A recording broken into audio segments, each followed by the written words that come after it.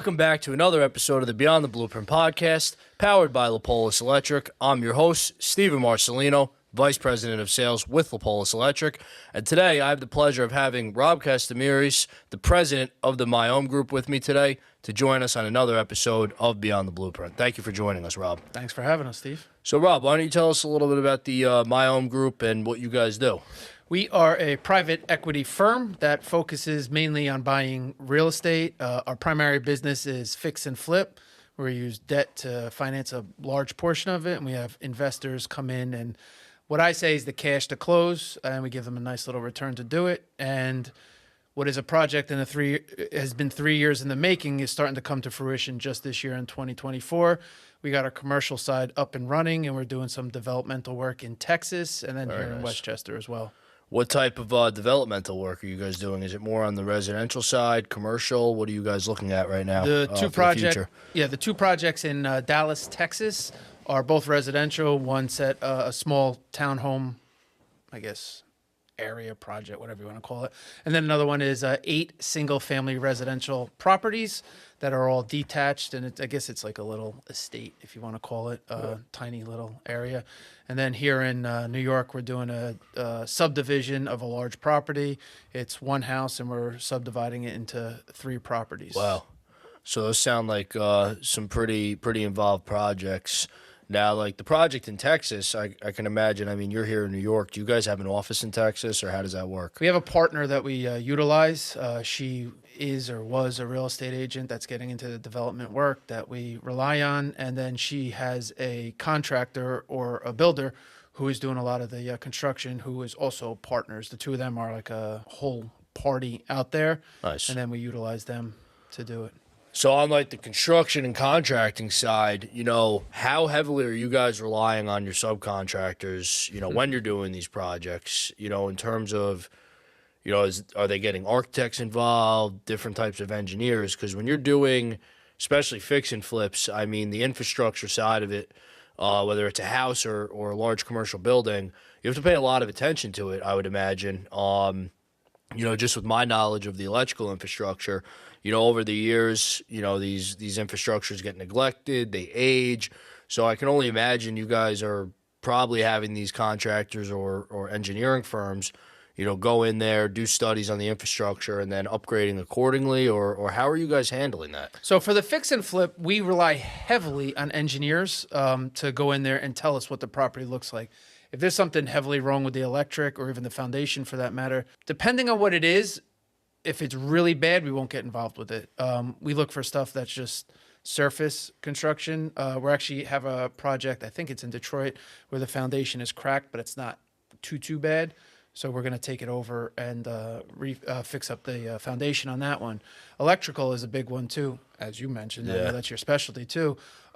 If it's too bad, we won't go in there, because to pull all that out, it's not only is it timely, but it's expensive for us. Yeah, and now too, especially just, you know, the electrical supply chain is so damaged too, and, you know, the cost of copper's through the roof, and there's so many variables, you know, not only just for electric, just across the construction industry that come into play, especially when you're doing these rehabs, so to speak, you know, that kind of throw curveballs at guys like yourself that are trying to develop a property, and you're like, you know, you start weighing everything on the scale, and you're like, I don't know, this isn't really too worth it.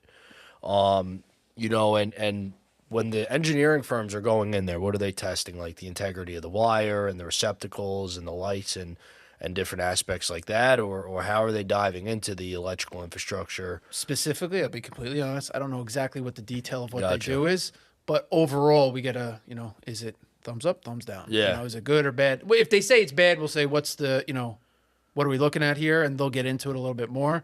Then we'll say, what's the cost? You know, we look for the grand scheme of it. Yeah. Honestly, we really don't care what it is. It's either good or bad. Yeah. It's either expensive or it's not expensive. Can So we go or can we not go? So you're doing with the third party engineer, you're relying on them for their expertise to give you guys the proper guidance, you know, based on the reporting they're doing. Right. You know, whether they're doing insulation resistance testing of the wires, or they're testing, you know, the circuit breakers to make sure they're properly operating, or, you know, the receptacles to make sure that the power is properly going to the receptacles in the kitchen and living rooms and whatever that may be. And you're relying on those engineers and potentially their subcontractors to probably test the infrastructure for you guys. Heavily. You had asked earlier.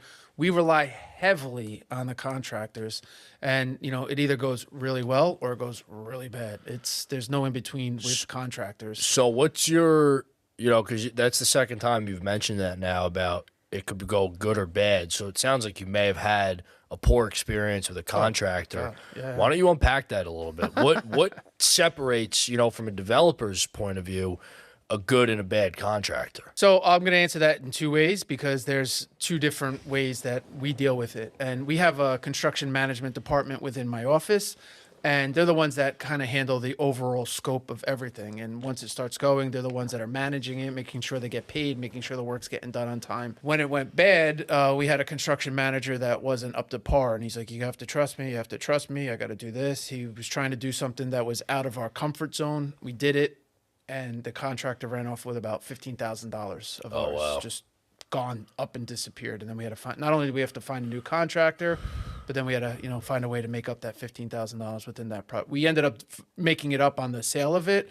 The realtor had some incentives and stuff like that, so we made it up there. But you know, we had to get creative with that.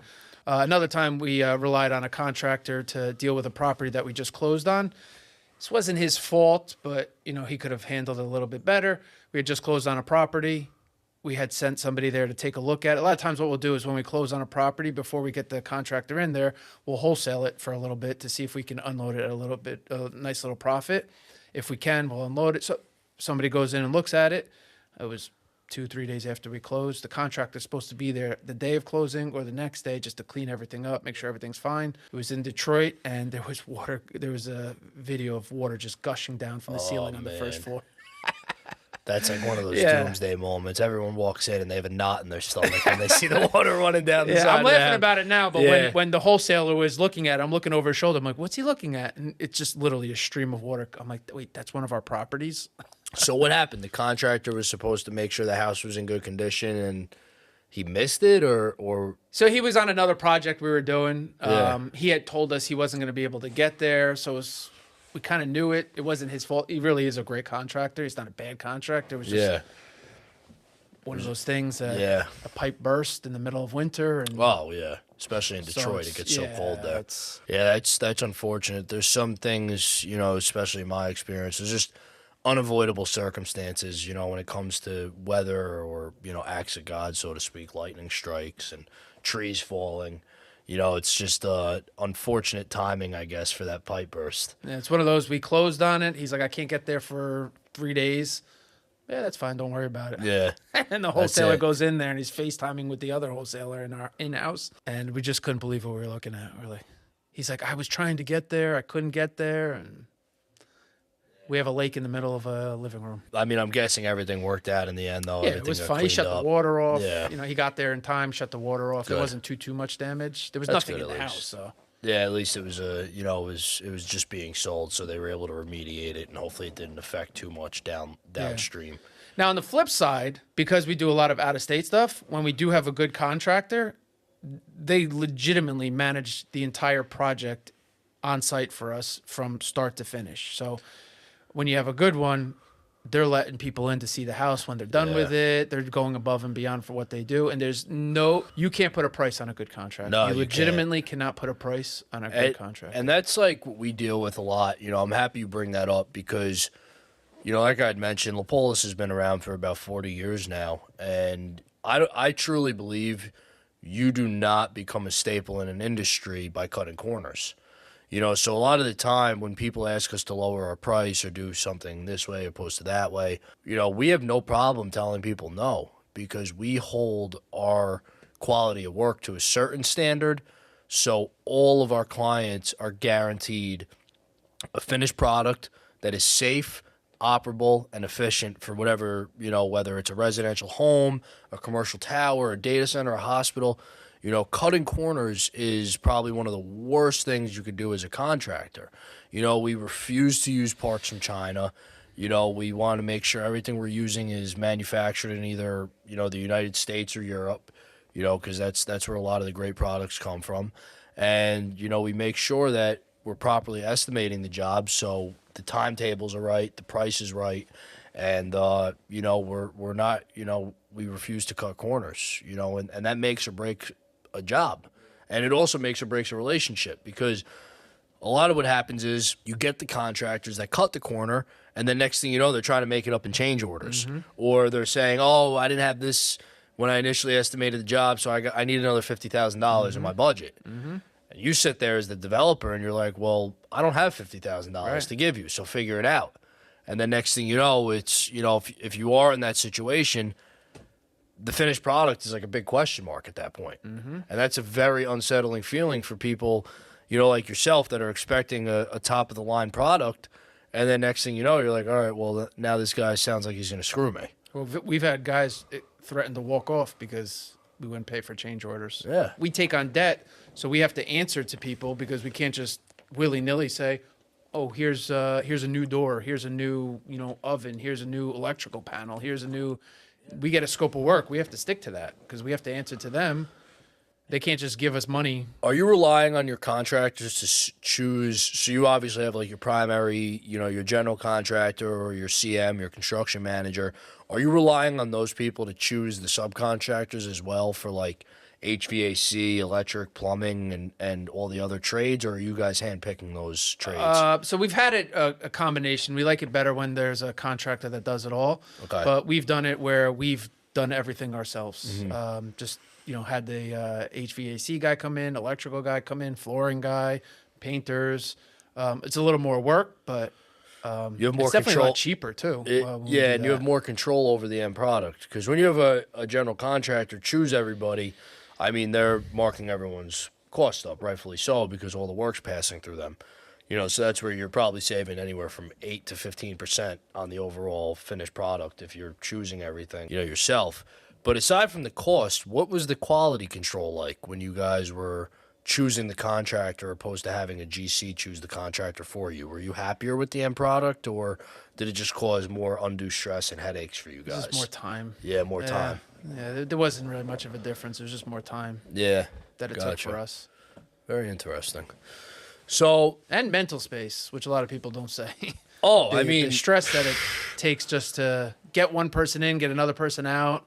peace of mind, yeah. you know, in our, I'm going to say in our industry, because we're currently talking about, you know, development and construction.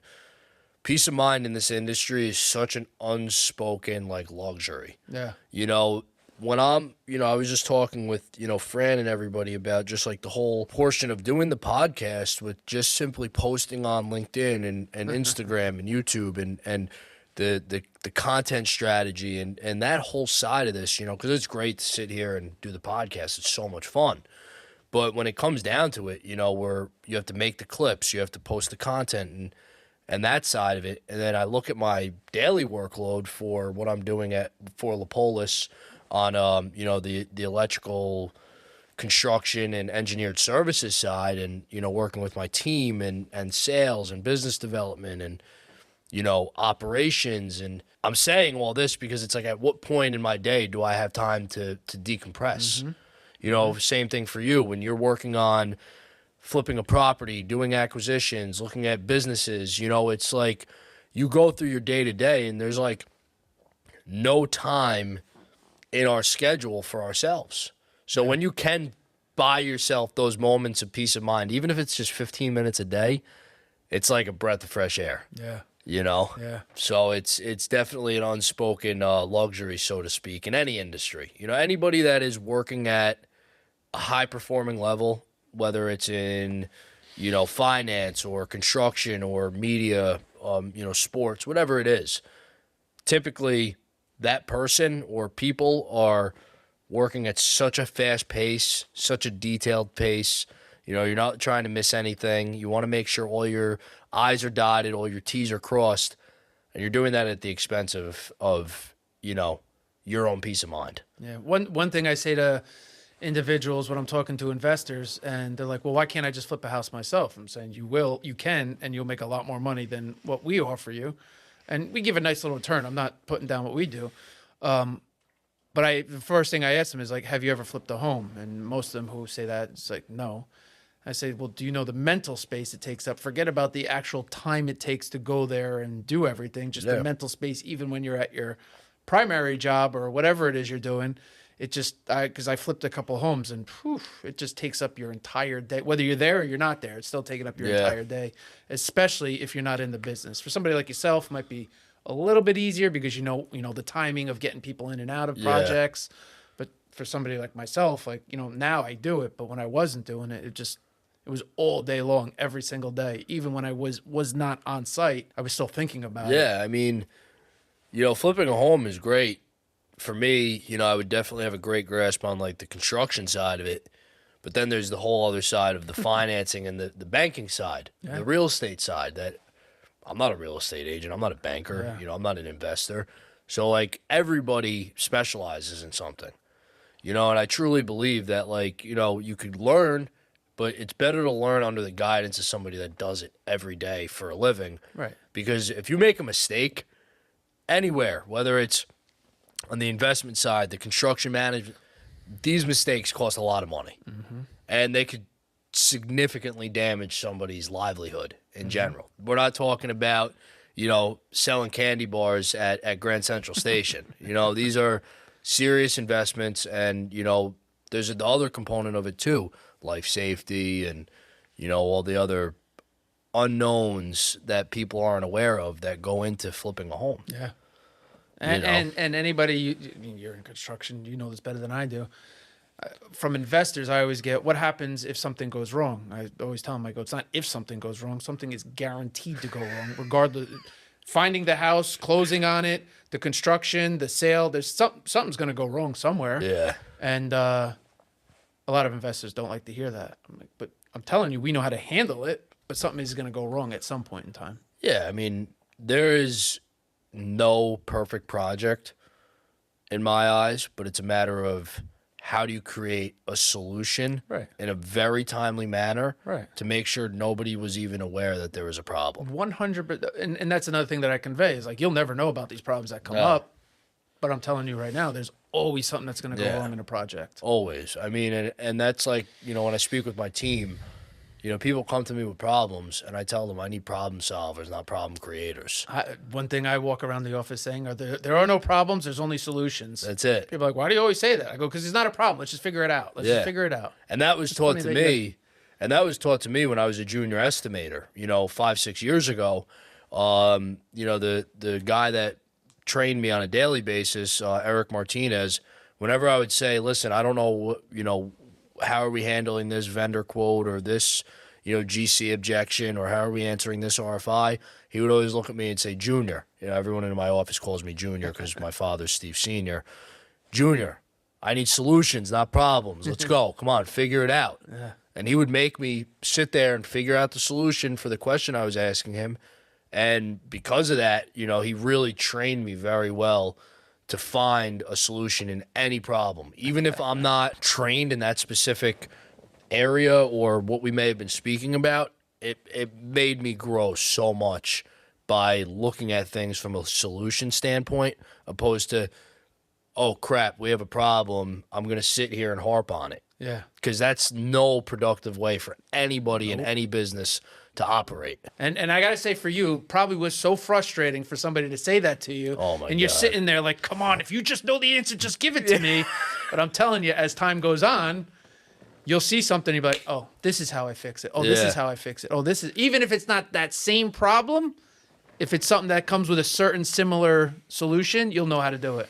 And you probably feel better about yourself. Well, I was going to say, you hit the nail on the head with my next point. Aside from developing problem-solving skills because of that, and really doing, getting better at researching how to answer certain questions or come up with a solution for whatever it was we were working on, he was instilling confidence in me. Yeah. That I now have to this day.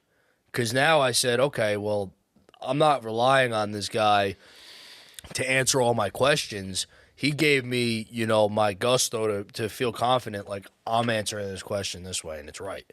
And then I slowly started to see I was, properly answering questions and overcoming objections. And, now I'm the guy walking around the office saying to the guys, to my reps or to my team, I don't need I'm problems. like, I only need solutions. exactly. And now I feel like, I'm like a parrot for that phrase because Yeah. there's problems every day. Yeah. There's problems in your home life. There's problems at work. There's problems everywhere. How are we solving these problems?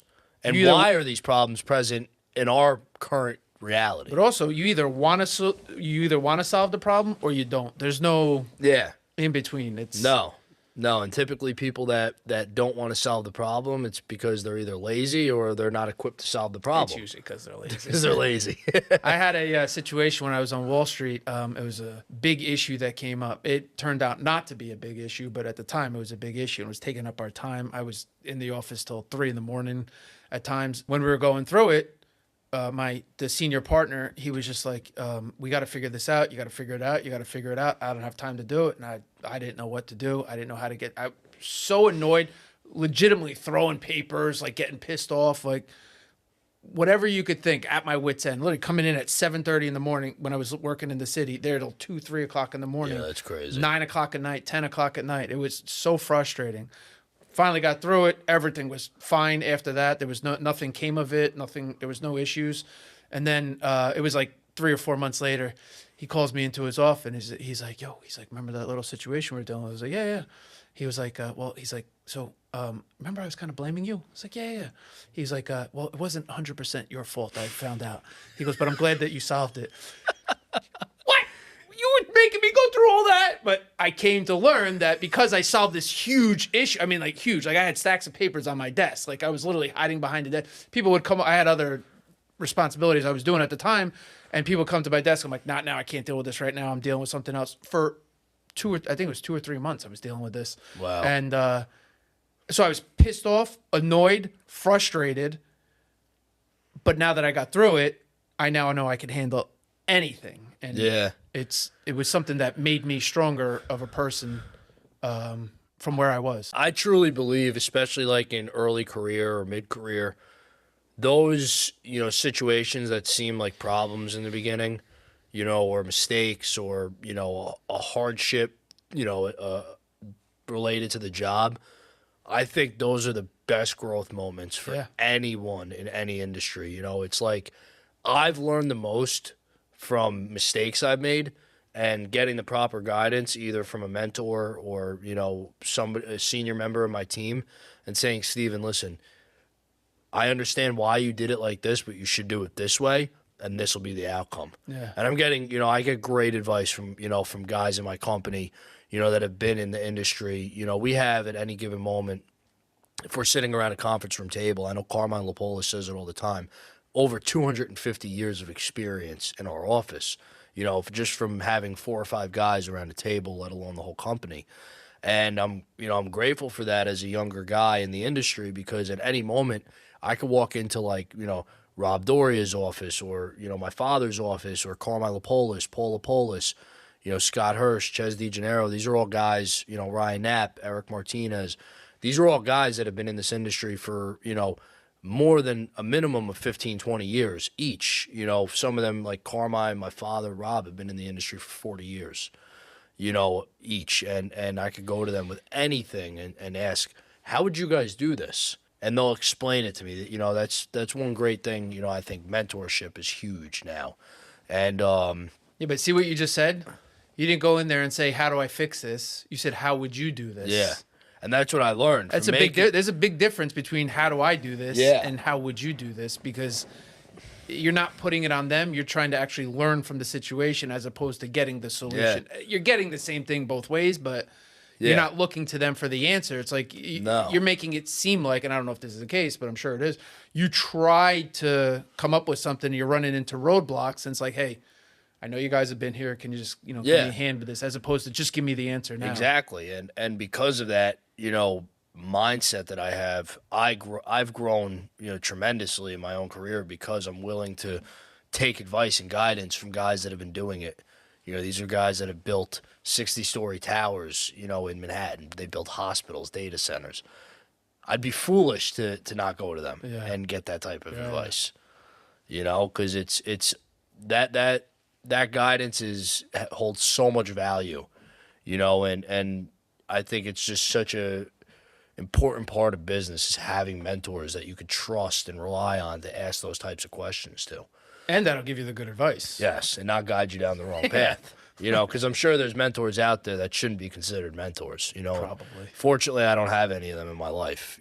Or if I did, I quickly noticed it and stopped asking them questions and moved on. So let me ask you. You mentioned Wall Street. So I'm sure that was definitely a very fast-paced, volatile environment. How did that kind of shape, your trajectory for business and how you handle business today outside of Wall Street? So I talk about this all the time. Is when I came into Wall Street, I wouldn't say that I was quiet or not confident, but I just didn't have the confidence I have today, and that was mainly because I never thought I could get into sales, never thought I could do sales. And even when I was cold calling, when I first started out, I hated it. I hated everything about it. I mean, to this day, I can't say that I love it, but it works. And then I found out that the harder I worked, the more that I did, the better that I got at stuff. Because I was always, just like you said, I was looking to people that were, I was trained by one of the top account openers in the firm. My two managers were the top producing brokers in the firm. So I was getting advice from people that I felt were a lot smarter than me. And there was a lot of, at the time I was on a floor with, I think it was like 100 other reps, 100 or 150 other reps. And Wow. Our team was like one of the stronger teams. And they'd always say, oh, well, those two guys, you work too hard to be under those guys. They don't know what they're doing. Meanwhile, I look at we had an actual board with production numbers and accounts open and stuff. And they were always at the top. Not only were they at the top for gross production, they were at the top for account opening and things of that nature. So I said, if you could prove me wrong, and show me somebody else who's better than them, I'll start listening Numbers to them. Don't lie. Yeah, and I don't care what your opinions are of them. I want to learn from the best.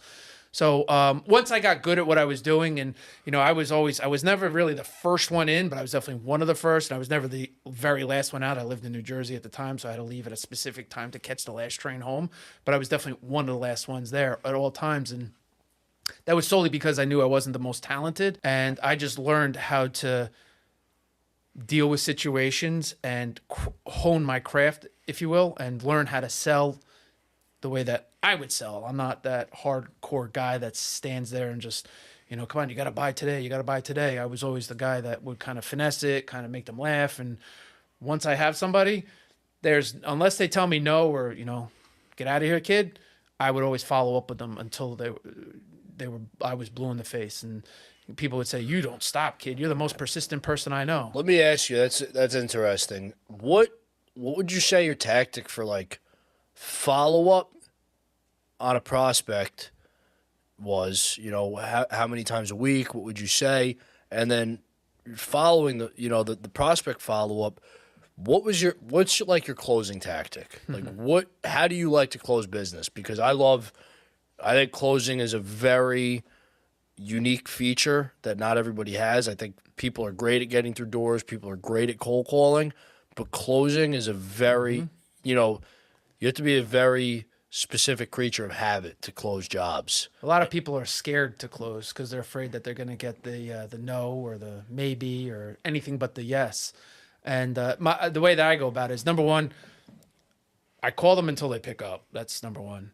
I follow up. How many times a day will you call a person? Like 2 or 3. Now 2 or 3. Yeah. How about back then when you needed to close? I would call like every couple hours. If I knew I had somebody right on the cusp, I would call them until they pick up. I would call them at 9, 12, 2, 4, 6, whatever. And then, my follow-up's like once a week, twice a week. Depend if I get them. If I don't get them, I'm calling them pretty much once a day, twice a day maybe. So you're calling until the prospect answers the phone, and then you're following up on your product offering at least once or twice a week once you have them on the hook. Yeah. Yep. So and then closing. Yeah. I like to educate more. I like to tell you about what we do, how we do it, how we go about it. And just by the questions that you ask me, I could tell if you're interested or not. If you don't tell me no, I will continue to keep coming back at you with something else. And I try to change it up every time. You know, we have this project, we have that project, we have this, we have that. You know, and I try and tell them the benefits of doing something. When we get closer to closing on a deal, I'll, you know, kind of like turn up the heat a little bit. So I just come out and ask, you know, are you interested? You know, you had mentioned, you know, you were in for this amount of dollars. Is this something that you're still interested in? You know, how do I get you to close? There's many different ways. Yeah. And I go off of you, the prospect client, whatever you want to call it, on how aggressive my close is going to be. I'm actually dealing with somebody that I'm going to meet next week that I've been chasing him for over a year now. And he blew me off last time. And I was like, I will come to your house. I will pitch you my pitch. You could tell me to go scratch or you tell me how much you're doing. That's it. He just started dying laughing. He goes, that's the funniest thing I ever heard. Nobody's ever. I would go, dude, what are we doing here? We're playing games. What like, more do you need from me? Yeah. No, that's what I said to him. And so it was more of he's building a house, he's doing stuff, and he was getting backed up. And he was like, listen, he's like, I swear to God, he goes, I am blowing you off, but I'm not blowing you off. I'm going on vacation. Let's do this when I get back. I just don't have time for you today. And I understood it because he reached out to me, but I was trying to get my foot in the door and get in to meet with him. So Gotcha. I'm more of a direct closer. I just go right for it. Just say it. Go right for it. I'm the same way. I think, you know, once you have like the Q&A out of the way, I think it's really important, you know, when you're getting ready to really like close, or for me, like get a purchase order or get some kind of contract signed. I think, you know, you kind of have to respectfully get the, hey, how are you today? And all those kinds of like friendlier conversations. Don't stop them. But when you're, in my eyes, when I'm looking to close, not that I don't care about how somebody's day is, but let's just get to the point. Yeah. You know, 100%. They want you to get to the point too. Exactly. Because, you know, if you constantly call and, hey, how's your day? And how was your weekend? And, you know, what are you doing tomorrow? You spend so much time having that conversation, the relationship building conversation, and you're not focusing on what they want. Yeah. You know, because they might be ready in that moment. Oh, Steve's calling me to close right now, but he just called and talked to me about my week for 30 minutes. Yeah, I got to go. And now they have to go. Yeah. Yeah. You know, so I think when it comes to closing, you have to be very tactful, and you need to really sit there and ask yourself before you close a deal or get to the level of closing, does this person like me or does this person not like me? Yeah. Because if you don't have the confidence that somebody likes you, you're never going to ask them if you're going to close. Yeah. So like what I've been telling my reps to do, write on a piece of paper, does, you know, so-and-so like me? Does so-and-so not like me? If you're checking off that they don't like you, figure out how to move them into that category that you are now on a friendly playing field, because now you'll be more confident not to need to call them and say, how was your day? Because you know that you're confident in your relationship with this person. Yeah. And I think that's a major side of the psychology for the seller, not the buyer. Yeah. People don't like to be sold, but they like to buy stuff. Yeah. So if you're educating them or speaking to them about their project and informing them, I think they don't mind it. Some people like to be sold, but yeah. I think some people like the game, you know, the whole back and forth, the questions, the objections. Well, I get people negotiating with me with like, you know, stupid things. I'm like, what are we doing here? What do you want? I always say to them, what do you want? I'll tell you if I could do it or not. Yeah. Are you not going to try and negotiate with me? I'm like, nope, I'm not. I'm not going to play that game. When you're talking about the products and services, how important is listening from the seller's perspective? So I'm more, I guess you could say, old school or whatever. I know a lot of people go into it with like asking a lot of questions at first. I go into my entire pitch and speak to people because I know I have a limited time with stuff, and I know I get annoyed. I know you're in a little bit different of a business where you're speaking to business to business. I think you have some residential, but I'm dealing with a lot of emotion. So I tell people exactly what we do. And then once they hear what I have, I would say, you know, is this something that you're interested? They'll say yes, no, maybe, whatever they say. And then I'll go into some questions from there. So listening is a huge thing. And the way that the way that I deal with it is when I'm going through my pitch, presentation, whatever you want to call it, I go off of the questions that they're asking me and how they're asking me. And you could tell if they're defensive questions or if they're genuinely interested or not. I kind of go off of that. And I'll even say to somebody, I've said it before, it's like, it seems like you have some hesitation or you seem like you're closed off to this and I was actually wrong once when I said it to somebody just recently. I was like, it seems like you're very closed off on this. They're like, no, not at all. I'm actually just asking you questions so I could know if this is for me. He ended up investing with us. So Wow. yeah, I was like, oh, sorry about that. I was dead wrong on reading you there. Yeah. That happens sometimes. I think people definitely like to be unpredictable when they're in a buying phase of something. You know, they don't want to be read. Well, You that know what I gentleman, mean? he opened up immensely as soon as that came out. He's like, oh, I didn't mean to come off that way at all. He's like, I Yeah. was just, asking questions. And Yeah, that's really interesting because, another thing too is like if we're sitting here right now and we're in a meeting one-on-one or, if you have a couple team members with you and, one guy's on his phone or another guy's like wandering off into space and another guy's, paying attention to you, but you don't have the attention of the whole room. Something that I've gotten really comfortable with doing, and it's very uncomfortable for a lot of reps, and people don't understand how they're like, how can you even say that to somebody? But like, if I'm there trying to discuss a product and somebody's like on their phone texting or not paying attention, I'll flat out say, listen, if this isn't a good time, I'm more than happy to come back. It looks like you're dealing with a problem or something, and I don't want to take you away from your busy day. yeah. I just flat out say it to people, and instantly they flip their phone over, put it on the table. They're like, I'm so sorry. Yeah. This is really important. Keep going. I'm the biggest problem with that a lot of times when people come in and pitch us stuff. And I'll be on my phone because I just don't think when somebody hits me with that, or because I do it too, I'll say it to somebody, I'm like, oh, I could wait till you're done dealing with your situation. Once that is recognized, and even myself, I put my phone down, never touch it again. Yeah. And I'm like, oh, this guy's serious. I'm like, all right. Yeah, no, and it's true. I mean, I'm the same way. My grandfather always says your phone's basically become like an appendage where it's like always in my hand. I'm always looking at it, and I don't even realize it. And for me, like we had mentioned earlier, I'm working a lot of the time. It's such a fast pace. Sometimes for me, my phone, and I don't do it to be rude, but it's almost like that mental escape for me, where like I just go on there and I'm looking at it because like I'm not listening to you. I'm on it and I'm listening at the same time. Yeah. I know it's very ADD of me, but it's true. It gives me that like 2 or 3 minutes to just decompress enough so then I can come back into the conversation and really listen to people. Yeah, it's good that you call people out on it because you're letting them know that you're serious, and you're letting them know that you need their attention. And that's why I do it. Because everybody's time is valuable, whether you're selling or buying, or the client or the service provider. It doesn't matter. I think everybody's time is valuable, and it's just to let them know, like, listen, I'm here for you. Yes, we need each other, but at this current moment, I'm taking the time out of my day to come and talk to you. Yeah. And I think when people hear that, they realize, like, this guy is really serious. I should probably listen to what he's offering me.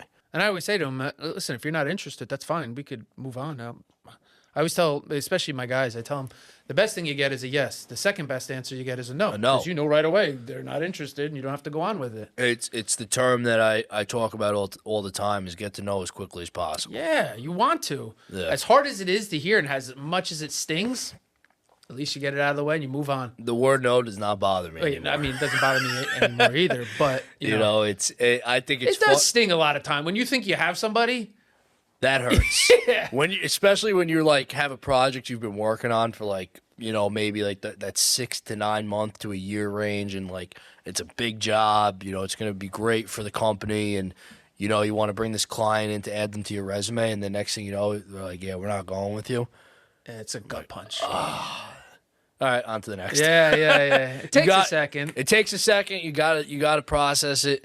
I've had some no's over the course of the past, year that I was like really certain on. Like I was at that 90% marker for closing, and then next thing you know, it's something happens, and a lot of the time it's not something I did or my firm did. It's some kind of, could be a procurement snag. It could be whatever the situation is.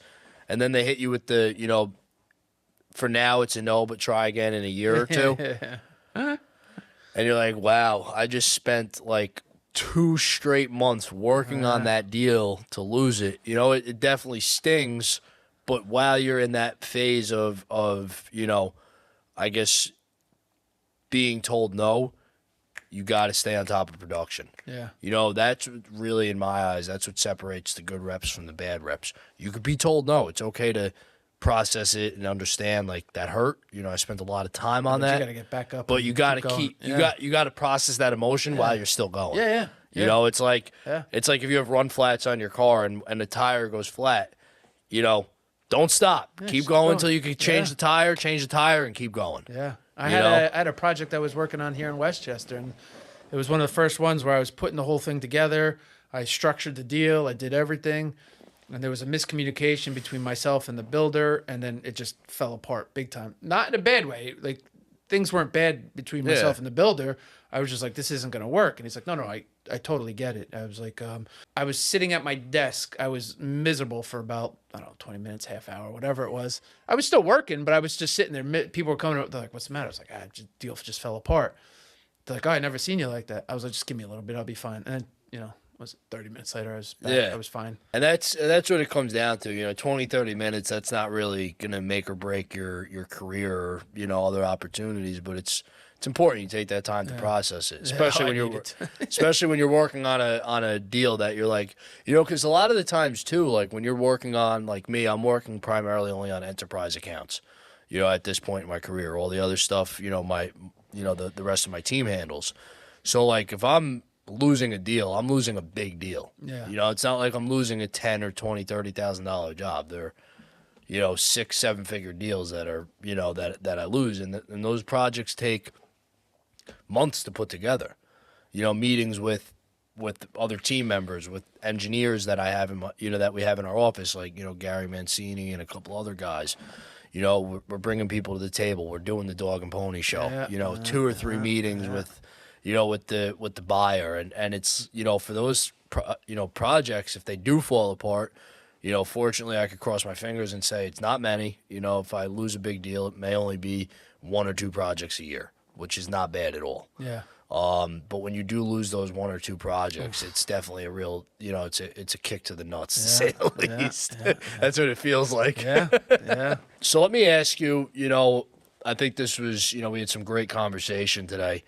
What would you say, you know, if you were to give advice to newer reps that are coming into like the harder sales positions where it's not a simple sale and, you know, there's technicality involved, whether it doesn't matter, construction, investment, banking, you know, ads, whatever it is, what are like the top 3 characteristics or traits that you could tell these new reps that they need to either adopt or learn to develop resilience when closing and also being told no and being able to move on? Like, what are those traits? There's 3. There's always stay positive. Like, I don't care if you're the guy that's skipping through the office or, you know, you're just very focused. Just have a positive attitude, because you can't control the outcome. You can control what you do, you control your process, but you can't control the final outcome, whether the guy's going to say yes or no. You could try to control it, but at the end of the day, you can't.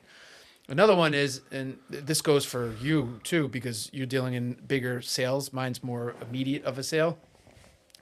Is I work from the top down. Get a general scope of what you're looking to accomplish, and then work down and create smaller goals for yourself. Don't just sit there and be like, oh, I'm gonna get a $750,000, you know, electrical project tomorrow.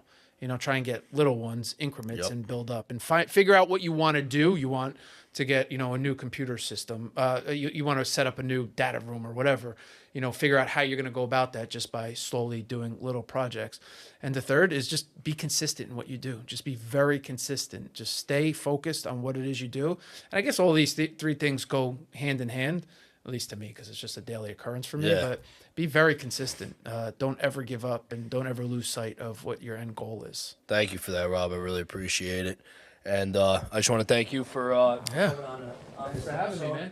Thank you very much. Appreciate it. This was a very fun conversation, and I just want to thank the listeners for tuning into another episode of the Beyond the Blueprint podcast, powered by Lapolis Electric.